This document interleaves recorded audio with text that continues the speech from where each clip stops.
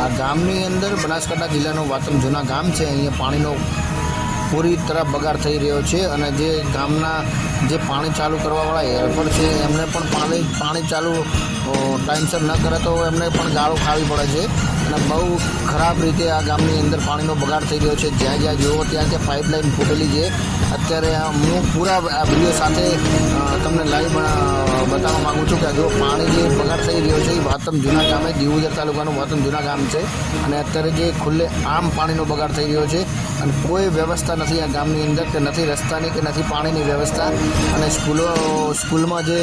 નાના બાળાઓ જે સ્કૂલે જાય છે એમને પણ રસ્તામાં તકલીફ પડી રહી છે અને બહુ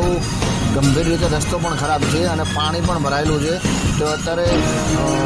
સ્કૂલના બચ્ચાઓ છે પણ દરેકને અત્યારે રસ્તા ઉપર ચાલવાની બહુ મુશ્કેલી પડી રહી છે અને જે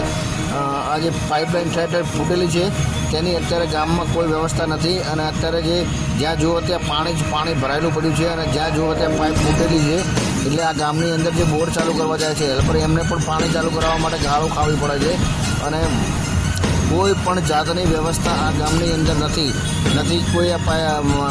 ગ્રાન્ટ મંજૂરી આપી કે પાઇપલાઇન નવી નખાવા અમે પાઇપલાઇન ઠીક કરાવવા આવી કોઈ વ્યવસ્થા પણ હજુ થઈ નથી। સરપંચશ્રીને વાત કરી તો સરપંચશ્રીભાઈ ગોવાભાઈ ભંગી એમને પણ વાત કરી છે તો એમણે કીધું છે કે હું મંજૂર કરાવી અને આ પાઇપની વ્યવસ્થા કરાવું છું। એ પણ બહુ સારા છે અને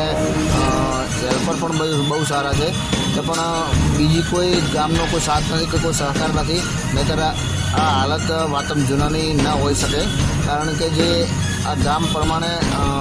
અત્યારે સારું છે।